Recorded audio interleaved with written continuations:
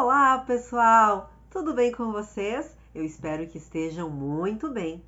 Hoje a gente vai conversar sobre uma lei muito bacana, uma lei que está sempre caindo em concursos públicos, principalmente para as carreiras policiais, que é a nossa queridíssima Lei Maria da Penha, a lei que dá proteção às mulheres que estão sendo vítimas de violência doméstica e familiar, a Lei 11.340. Então, vem comigo.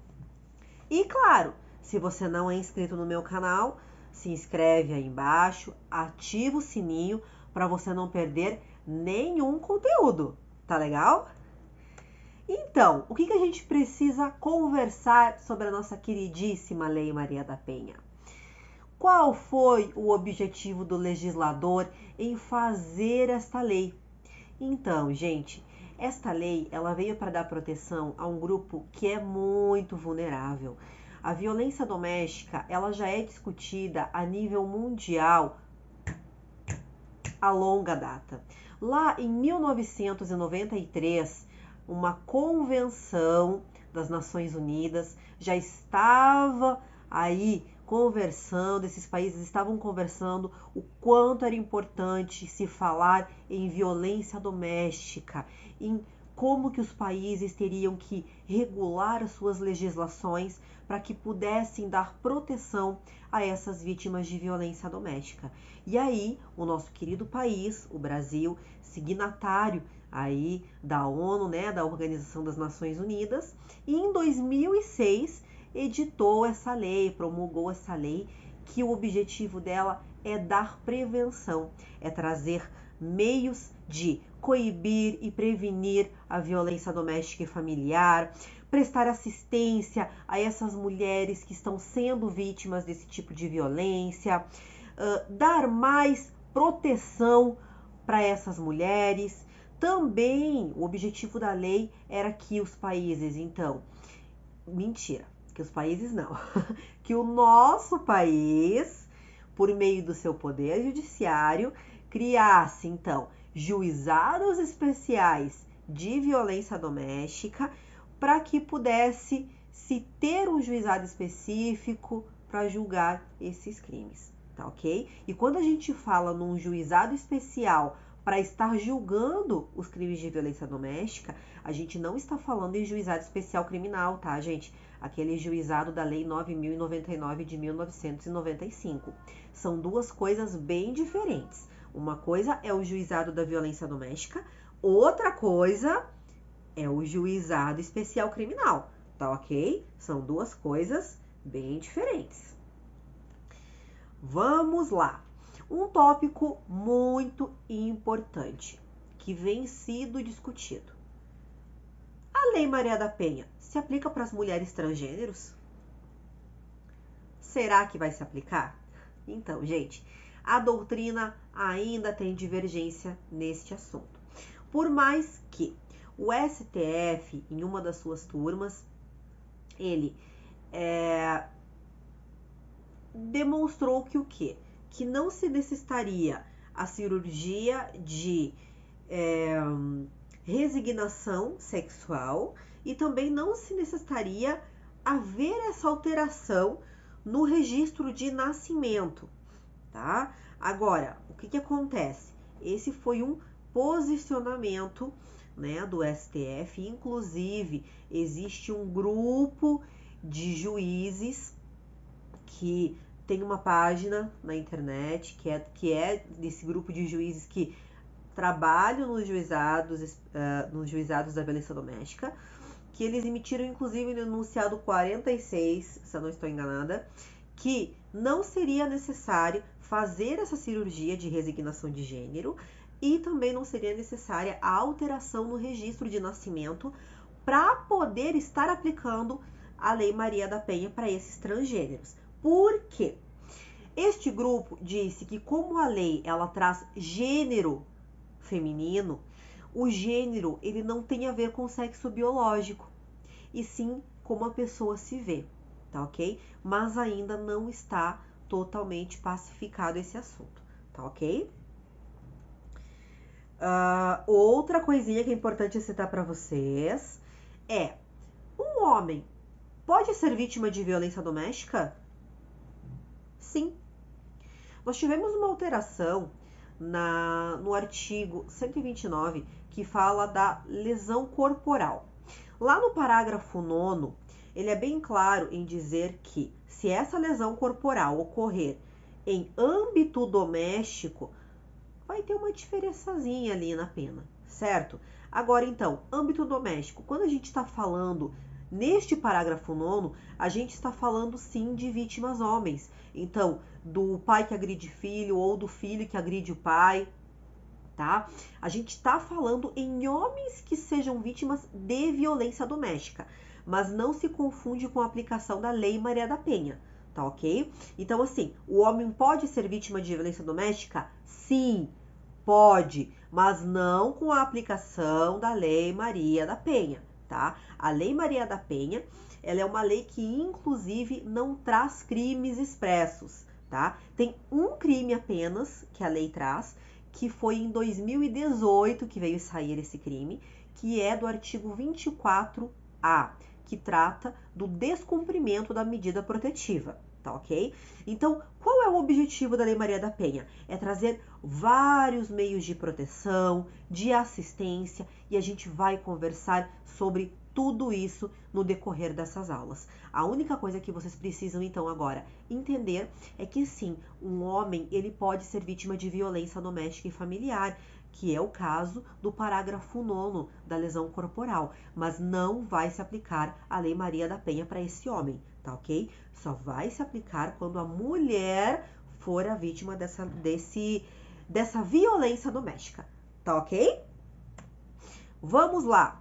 Outra coisa muito importante, nós tivemos uma alteração na lei em 2015 que trouxe o crime de feminicídio. É uma qualificadora aí do homicídio, né, gente? Então, quando uma mulher que está sob o âmbito da violência doméstica, ou então, quando uma mulher ela é morta por questão de gênero, então essa pessoa que mata essa mulher tem raiva do gênero mulher.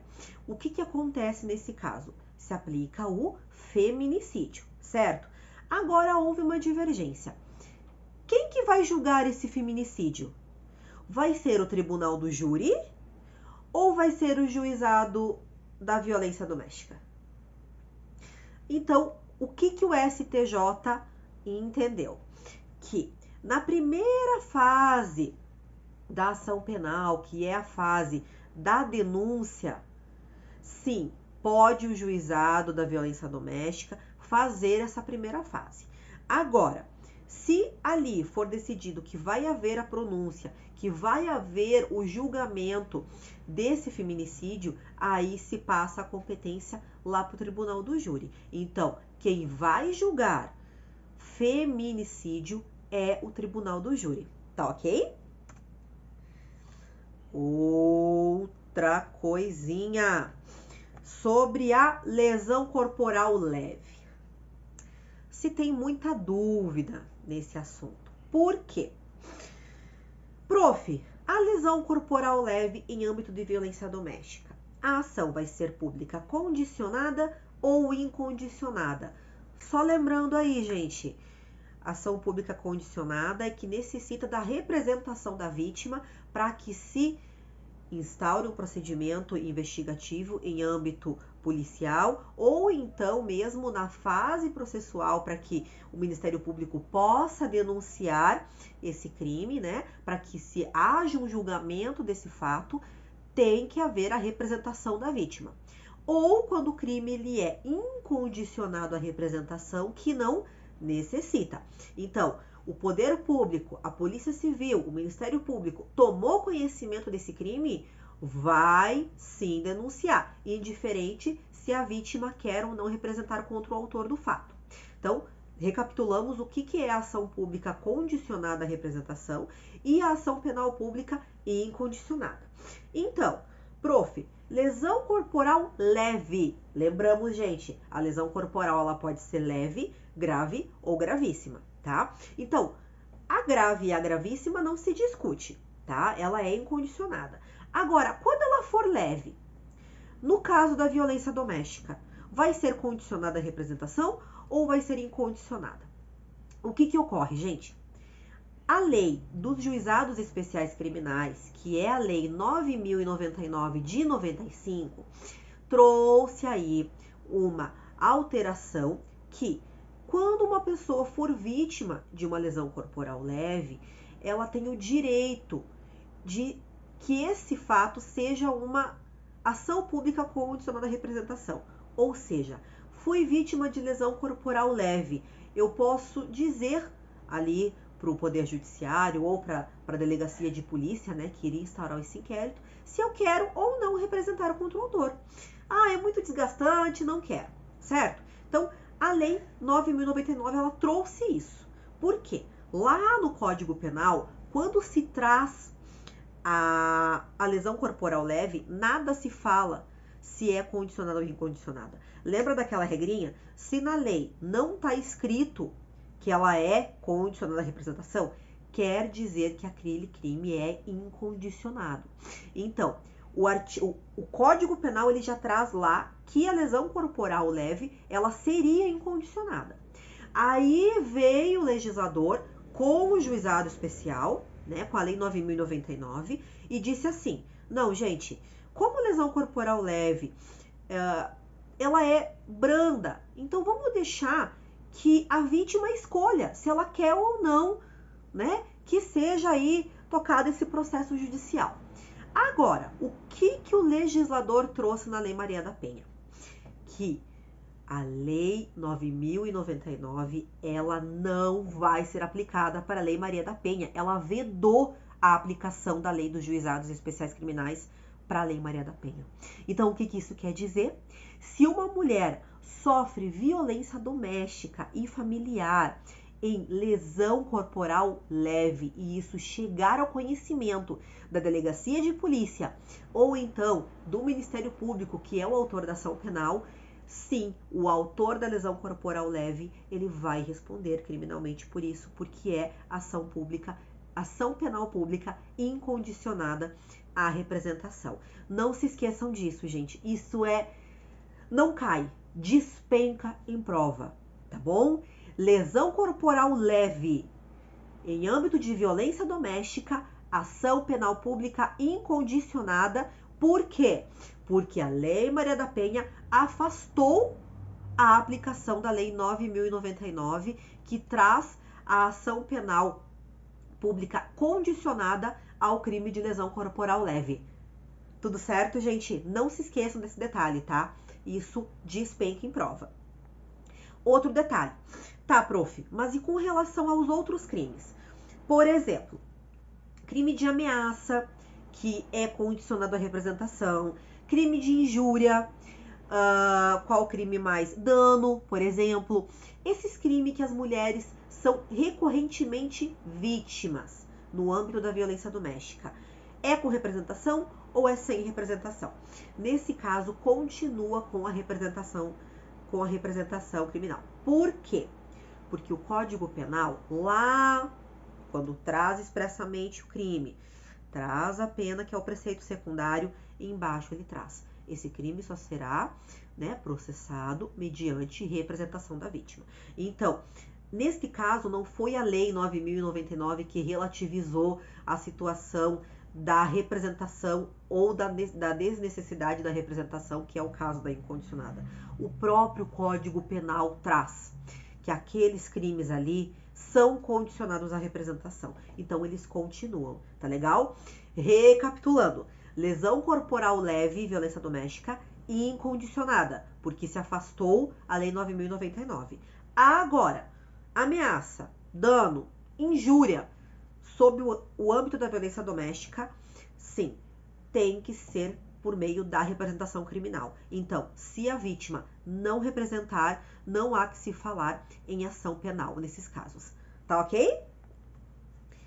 Outra coisa muito importante que vocês sabem, o legislador, por mais que sejam em concursos que trazem noções de direito, que são os cargos para agente, para escrivão, para soldado da polícia militar, para a Polícia Rodoviária Federal, não se exige formado em direito, né? É qualquer curso superior que seja reconhecido pelo MEC. Então, tá, prof, então como não se exige a formação em direito, eles não tendem a cobrar coisas muito aprofundadas, certo? Mais ou menos. O que acontece? A concorrência está cada vez aumentando mais, né? Então, o legislador começa a aprofundar um pouco mais, ele começa a pedir mais princípios, começa a pedir as jurisprudências. Então, uma coisa que eu preciso trazer para vocês é sobre a aplicação do princípio da insignificância, tá? Eu não vou tratar agora do que é o princípio da insignificância, porque isso é conteúdo de direito penal e a gente vai tratar isso lá em direito penal. Mas, se você já sabe o que é o princípio da insignificância, você sabe do que a gente está falando. Se você ainda não sabe, só faz um asterisco ali que a gente vai conversar sobre o princípio da insignificância, tá? Mas, basicamente, o princípio da insignificância é o juiz entender, não, esse fato é insignificante, né, para o direito penal, então a gente não vai processar esse crime. Que é, por exemplo, o furto de uma caneta, né? Um exemplo, tá? Que poderia ser aplicado, por exemplo, o princípio da insignificância. Então, princípio da insignificância se aplica para a Lei Maria da Penha? Não. Tá, gente? A súmula 589 do STJ veio e vedou expressamente que o princípio da insignificância seja aplicado aos crimes relacionados à Lei Maria da Penha, ou seja, aos crimes. A proteção da Lei Maria da Penha. Então, toda mulher que for vítima de qualquer crime, seja de injúria, de dano, de ameaça, de lesão corporal, não se aplica ao princípio da insignificância, ok? Outra coisinha que eu já havia comentado. Quantos crimes a Lei Maria da Penha prevê? 1. É um único crime, que é o crime de descumprimento da medida protetiva de urgência, que está previsto no artigo 24A da Lei 11.340 de 2006, tá? E que veio a ser previsto na lei somente em 2018. Então, lembre-se do princípio da irretroatividade da lei penal, né? Em malefício do réu. Então, essa lei, esse crime só se aplica para os casos posteriores, tá? E não anteriores à edição dessa lei que alterou e que trouxe esse artigo punindo o descumprimento da medida protetiva de urgência. Um grande avanço, né? Visto que o objetivo da Lei Maria da Penha é justamente proteger, né, essa vítima de violência doméstica. Então, se a Lei Maria da Penha ela trouxe as medidas protetivas em 2006, mas ela não havia previsto um crime para o descumprimento dela.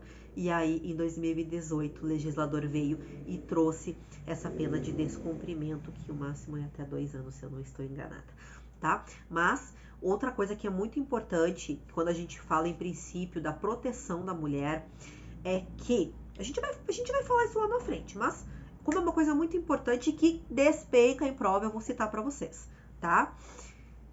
Cabe fiança na delegacia de polícia de um descumprimento de uma medida protetiva? Prof, me traz uma hipótese para ficar um pouco mais palpável. O autor foi lá e descumpriu a medida protetiva de urgência. Ele foi lá, entrou na casa da vítima, a vítima ligou para a polícia militar chegou lá e verificou que aquele autor estava descumprindo a medida protetiva, certo? O que acontece aí? A gente tem um flagrante delito, né? Então, o que a polícia militar vai fazer? Vai trazer esse autor, essa vítima para a delegacia, para que o delegado aprecie a situação. O delegado vai verificar, sim, houve o descumprimento da Lei Maria da Penha, tá? Houve o descumprimento, houve o crime, né, do 24A. Então, eu vou fazer o flagrante para esse autor. Gente, para crimes cuja pena máxima seja de até 4 anos, o delegado de polícia ele tem a liberdade de arbitrar uma fiança, tá? Que aí essa pessoa vai ser posta em liberdade provisória e vai responder esse processo em liberdade, pelo menos a partir daquele momento. Se depois o juiz entender que poderia, por exemplo, caber uma preventiva, né, uma outra prisão cautelar, é outra coisa. A gente está falando do momento, tá? Então, naquele momento, o que acontece? O delegado de polícia por ele poder arbitrar fiança para os crimes cuja pena máxima seja de até 4 anos, sendo que o crime de descumprimento de medida protetiva é até 2, o delegado pode arbitrar fiança? Não. O que o legislador trouxe? Peraí, esse cara foi lá e descumpriu a ordem judicial, que era de se aproximar da vítima.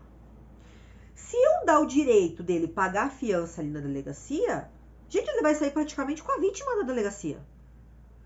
A vítima vai ser ouvida, vai ir embora. Em questão de alguns minutos depois, o autor vai ser ouvido, vai pagar a fiança e vai embora. O objetivo é dar proteção para a vítima, não é? Então, o que o legislador fez? Delegado de polícia, você não pode arbitrar fiança em crime de descumprimento de medida protetiva. Somente quem pode arbitrar fiança nesses casos é o juiz. Então, o que a gente tem na realidade? Esse autor, ele é preso em flagrante, ele vai para o presídio na sequência, né? Porque a gente faz isso, a gente faz o flagrante e nós não guardamos o preso aqui em Santa Catarina. Então, o que a gente faz? Encaminha para o presídio, né? Que é a prisão provisória que a gente fala, tá? São para prisões pré-cautelares, que é o caso da prisão em flagrante, ou para as prisões cautelares, que é a prisão provisória, né? A prisão preventiva. Então, são para esses casos, tá? Então, nesse caso, o que faz? O autor vai ficar pelo menos aquela noite lá na cadeia. Se depois o juiz decidir, não, eu vou homologar o flagrante e vou converter essa prisão em preventiva. Ou, não, eu vou, então, homologar o flagrante, mas eu vou conceder a liberdade provisória com ou sem fiança para o autor. Mas, pelo menos, naquela noite, naquele dia, o autor ele não teve como sair da delegacia. Ele vai passar pelo menos uma noite recolhido, né? O objetivo é que se dê uma sanção maior, é que se demonstre para esse autor que o crime que ele acabou de cometer, ele é muito sério e que ele não pode simplesmente cometer esse crime e sair meia hora depois que ele entrou na delegacia, tá bom? Gente, isso despenca em prova, tá? Não cai, despenca. Delegado de polícia não pode arbitrar fiança em crime de descumprimento de medida protetiva, tá ok? Mesmo que a pena seja de até 2 anos. É uma vedação que o legislador trouxe na Lei Maria da Penha. Falando sobre esses tópicos iniciais, dando essa introdução nos assuntos que são muito importantes, a gente vai entrar agora propriamente na Lei Maria da Penha, tá? Porque ela é uma lei que, como eu falei para os senhores, despenca, tá? Em prova de concurso, por ser um grupo vulnerável que está sendo sempre vítima desse crime, infelizmente. E ela é uma lei o quê? Ela é uma lei que trata da proteção, como eu falei para vocês. Então, ela vai tratar sobre vários institutos de proteção à violência doméstica, né? E a gente vai dividir essa aula em várias aulas, porque eu não quero que se torne um assunto maçante, não quero que se torne cansativo. Então, a gente vai parar por aqui, tá? E amanhã vocês vão ter a segunda parte da aula, em que a gente vai começar propriamente na Lei Maria da Penha, tá? Lá nos primeiros artigos, em que a gente vai falar sobre as disposições gerais, vai falar para quem que se aplica essa lei, em que casos se aplica, né? Para que grupos de mulheres se aplicam. Então, se você está gostando dessa aula, dá like aí no vídeo. Não se esquece de se inscrever aqui no canal, tá? Para que você não perca o conteúdo. E amanhã a gente continua com a Lei Maria da Penha. Tá ok? Até mais, pessoal!